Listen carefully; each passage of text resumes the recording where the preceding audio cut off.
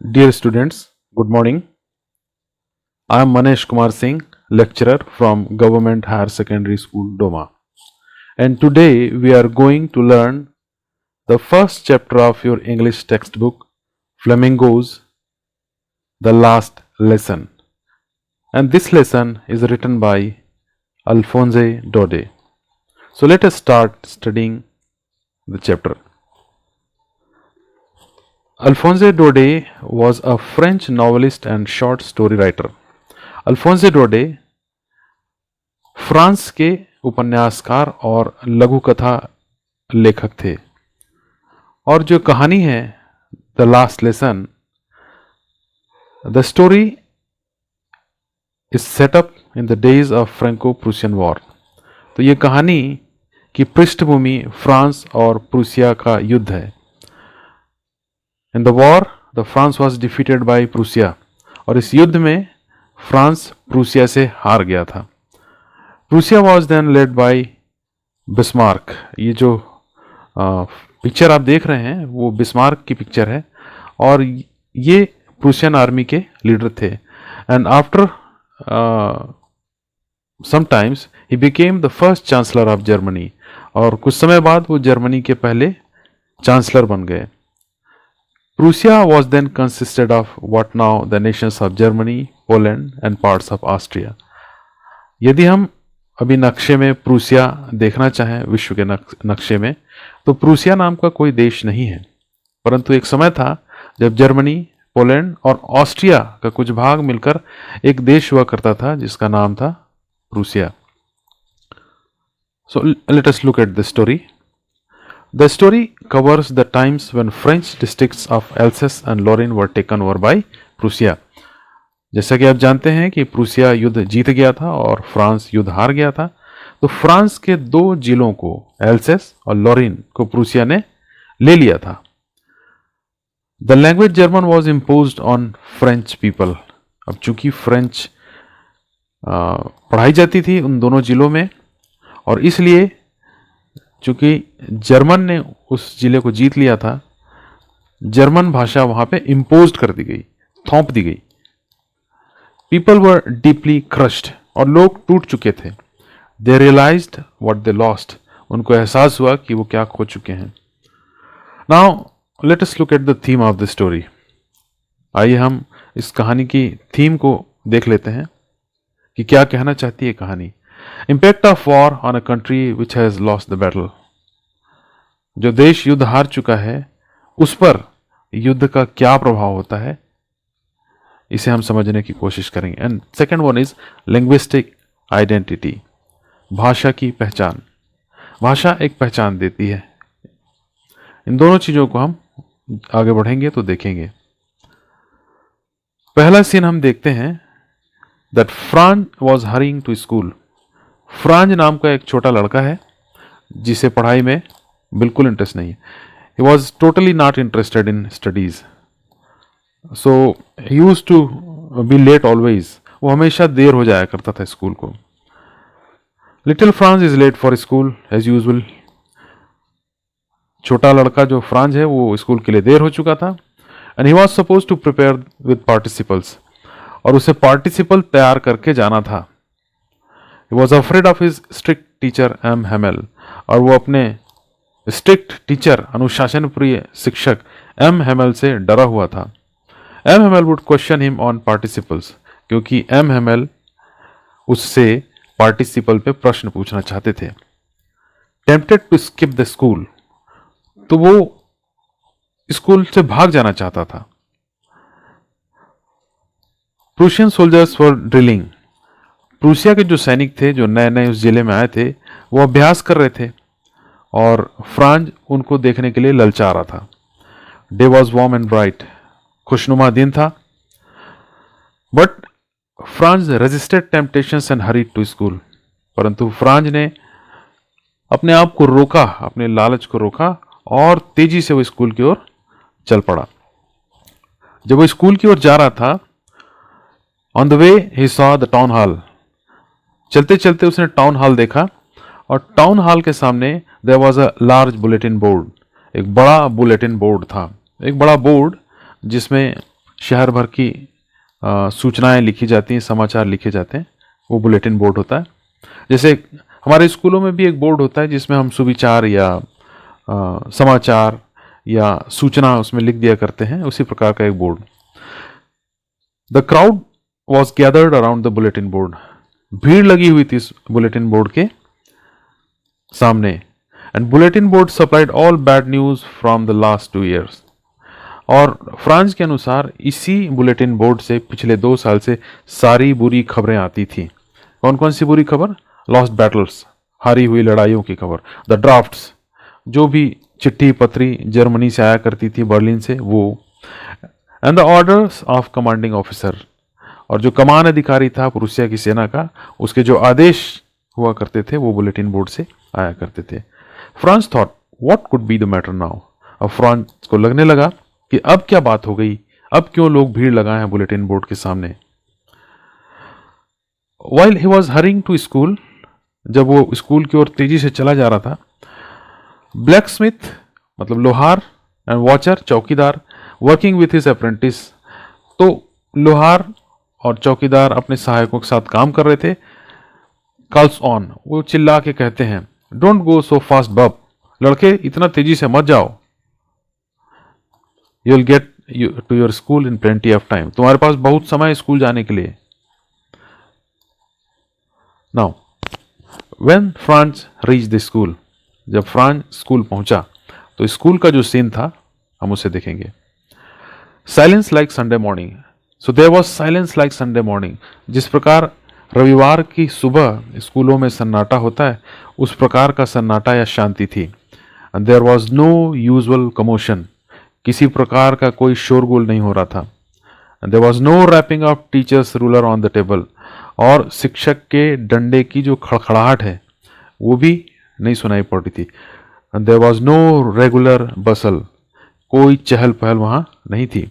No opening and closing of desk, और desk के खोलने और बंद करने की जो खटखटाहट है वो भी नहीं थी, सब कुछ शांत था। Entry of Franz to the classroom, so now Franz enters to the classroom.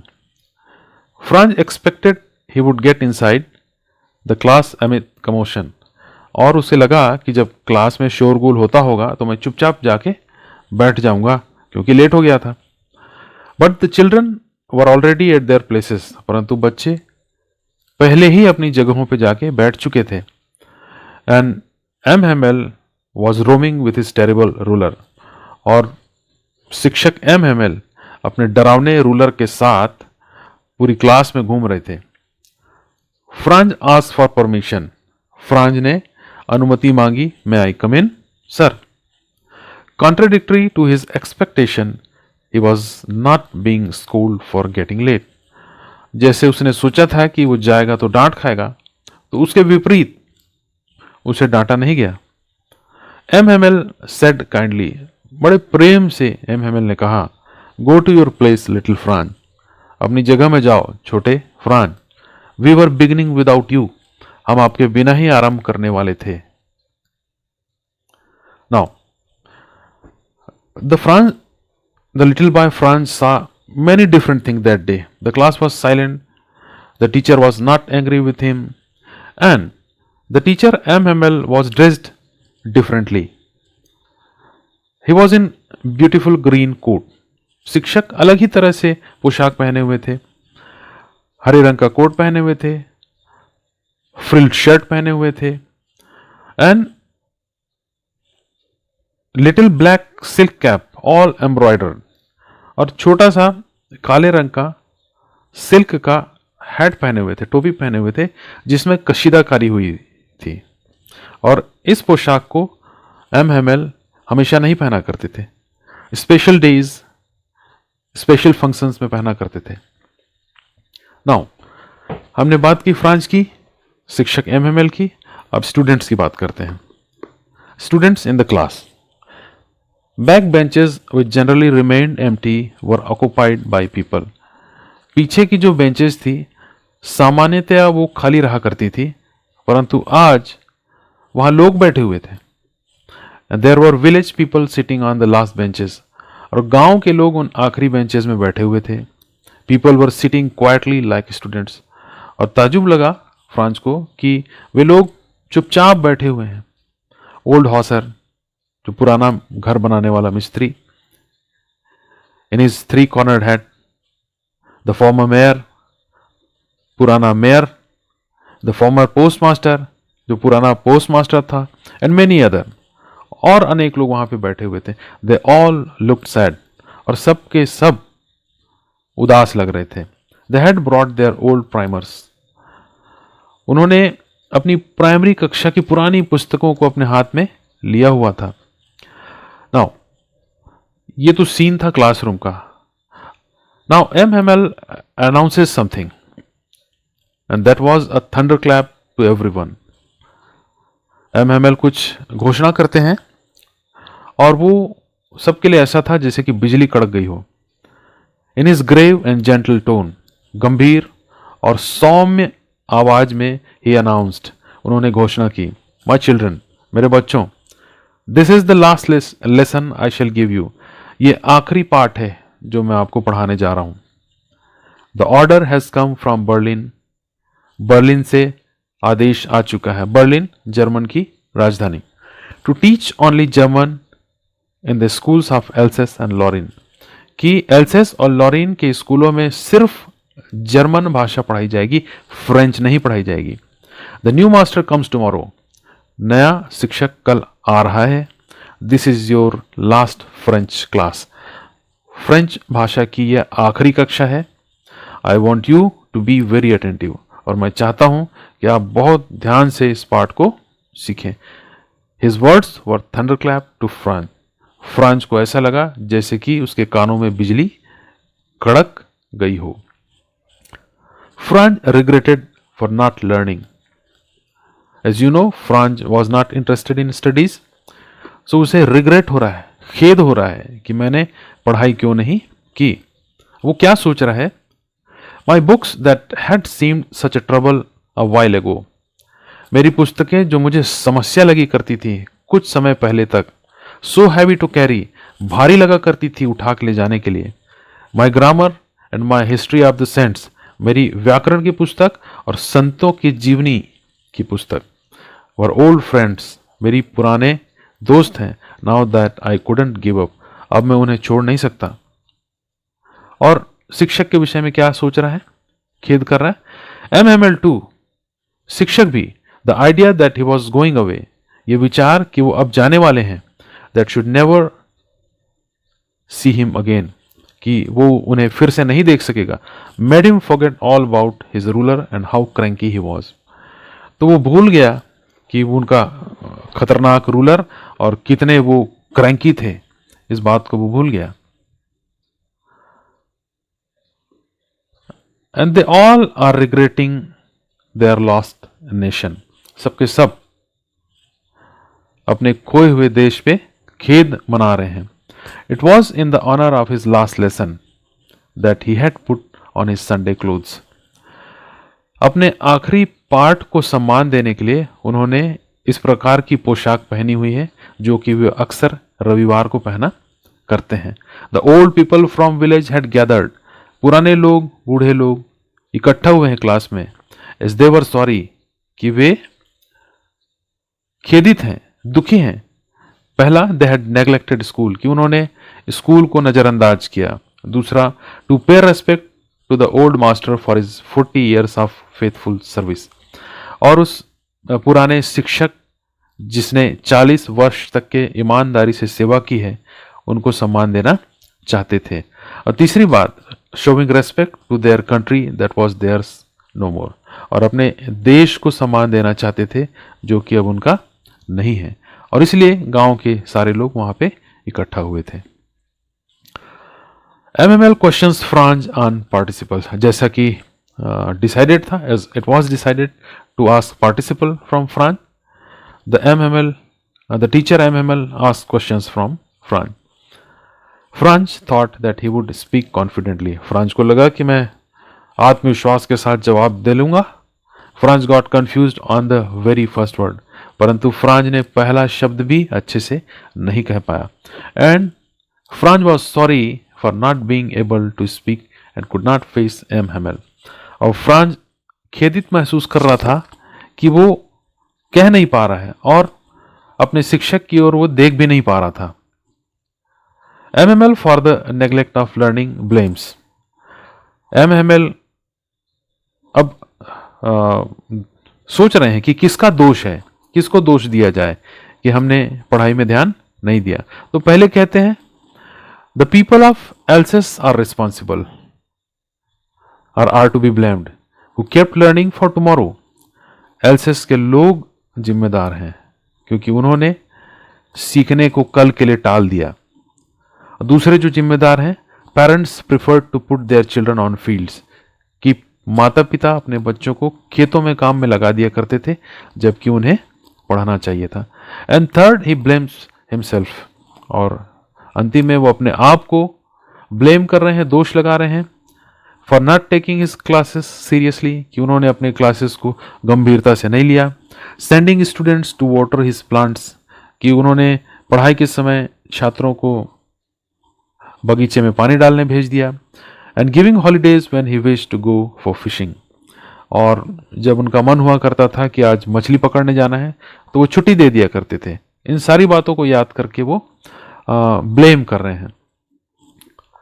M Hamel praises French language. अब उसके बाद एम हेमेल फ्रांस की भाषा फ्रेंच की प्रेज कर रहे हैं, बड़ाई कर रहे हैं. क्या कहते हैं वे? French is the most beautiful language in the world, कि फ्रेंच दुनिया की सबसे खूबसूरत भाषा है. The clearest and the most logical language, और कहते हैं कि ये शुद्ध, साफ और सबसे ज्यादा तार्किक भाषा है. We must guard it among us and never forget it, और कहते हैं कि हमें इसकी रक्षा करना चाहिए और इसको भूलना नहीं चाहिए. So when a people are enslaved, as long as they hold fast their language, it is as if they had key to their prison. यदि किसी देश के लोगों को गुलाम बना लिया जाए तो जब तक वो अपनी भाषा को पकड़े हुए हैं मजबूती से, तो वो ऐसा है जैसे कि वो उनके कैद की चाबी हो. भाषा की तुलना इन्होंने कैद की चाबी से की है. And the Fran was filled with admiration for M. Hamel. पहले फ्रांज डरा करता था अपने शिक्षक एम हेमेल से, अभी वो एडमायर कर रहा है, पसंद कर रहा है. और क्या कहता है? I had never listen so carefully, कि मैंने कभी इतने ध्यान से तो सुना ही नहीं था. And that he had never explained everything with so much patience, कि उन्होंने भी कभी इतनी धीरज से हमको समझाया नहीं था. M Hamel wanted to teach everything in one class. अब चूंकि ये आखिरी क्लास है तो एम हेमेल भी सब कुछ पढ़ा देना चाहते हैं. It seemed almost as if the poor man wanted to give us all he knew, और ऐसा प्रतीत हो रहा था कि बेचारा आदमी, मतलब शिक्षक, जो कुछ भी जानते हैं सब कुछ हमको बता देना चाहते हैं बिफोर गोइंग अवे, इससे पहले कि वो चले जाएं. And to put it all into our heads at one stroke, और ऐसा कि एक ही बार में हमारे मस्तिष्क में सब कुछ डाल दें. On that day, the teacher M. Hamel brought new copies for all the students. उस दिन शिक्षक एम हेमेल सारे विद्यार्थियों के लिए नई कॉपियां लेके आए थे. On copies one had to practice handwriting, और उन कॉपीज पे हैंड राइटिंग प्रैक्टिस किया जाना था. It was written in beautiful round hand, और उस कॉपी में हाथों से लिखा हुआ था सुंदर, France else's, France else's, France देश का नाम और एल्सेस जिले का नाम.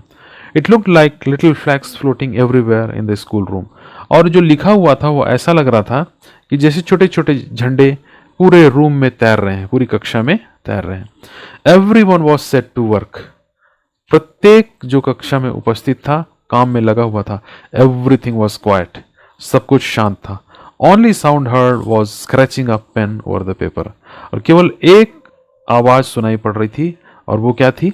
कागज के ऊपर पेन की घिसाहट की आवाज. एम हेमेल जब अनाउंस करते हैं और ये घटनाक्रम होता है तो फ्रांज अपने मन में सोचता है, will they make them sing in German even the pigeons? France कहता है कि क्या ये जर्मन लोग कबूतरों को भी जर्मन में बोलना सिखाएंगे? इस प्रकार वो व्यंग कह रहा है। ह्यूमन डिलेम्ना, मनुष्य की दुर्दशा। फ्रांस कह रहा है कि ये तो मनुष्य की दुर्दशा है। Man has turn inhuman, मनुष्य अमानवीय हो गया है। Where he wants to control, rule and take over other. अब वो कह रहा है कि मनुष्य अमानवीय हो गया है, वो दूसरे मनुष्य के ऊपर नियंत्रण चाहता है, शासन करना चाहता है और अपने कब्जे में ले लेना चाहता है। Birds and animals are better, वो कहता है कि मनुष्य से ज्यादा अच्छे तो पक्षी और पशु हैं। We still let each other live free in their peripheries, कि वो एक दूसरे को अपने आसपास स्वतंत्र होकर जीने देते हैं। मनुष्य ऐसा होने नहीं दे रहा है, यह मनुष्य की दुर्दशा है। MML feels sorry for the loss of his country, और MML अपने देश के खो जाने के लिए खेदित हैं, दुखी हैं। He felt sorry for the lost freedom of his country, वो अपने देश की स्वतंत्रता के खो जाने के लिए खेदित हैं, दुखी हैं। He felt sorry for he had to leave, उनको दुख है कि उन्हें जाना पड़ रहा है। He wanted to fix everything in a gauge, और वो सब कुछ अपने नज़र में बसा लेना चाहते थे। He had served the school for past 40 years, उन्होंने स्कूल को पिछले 40 साल अपनी सेवाएं दी थी। He had planted trees and plants in the garden, उन्होंने अपने बागीचे में, स्कूल के बागीचे में पौधे लगाए थे जो अभी बड़े होके पेड़ बन गए हैं। Now the teacher MML is ready to leave, अब जो शिक्षक हैं MML वो जाने को तैयार है। MML sister moving in room above the classroom, और शिक्षक MML की बहन कक्षा के ऊपर वाले कमरे में यहां से वहां आ जा रही थी। Packing Trunks for they must leave the country the next day, वो अपना पेटी पैक कर रही थी क्योंकि उन्हें दूसरे ही दिन देश छोड़ के जाना था। MML स्टूड अप वेरी पेल, MML खड़े थे और उनका चेहरा पीला पड़ा हुआ था या निस्तेज था, उसमें कोई चमक नहीं थी। I never saw him look so tall, France कहता है कि मैंने उन्हें इतना ऊंचा कभी नहीं देखा। यहां वो शरीर की लंबाई की बात नहीं कर रहा है, परंतु उनके व्यक्तित्व की लंबाई की बात कर रहा है। MML could not face the people, अब MML भावुक हो गए हैं और वो लोगों की तरफ देख नहीं पा रहे हैं। एंड हिज स्टूडेंट्स, अपने विद्यार्थियों को भी नहीं देख पा रहे हैं। Something choked him from speaking, कहते कहते उनका गला रूंध गया, जैसे कि वो रोने वाले हैं। So he turns to the board, तो वो बोर्ड की तरफ अपना मुंह कर लेते हैं। And writes as large as he could, और लिख देते हैं जितना बड़ा वो लिख सकते थे उतना बड़ा वो लिखते हैं। विवे ला France, long live France, France अमर रहे, फ्रांस जीवित रहे।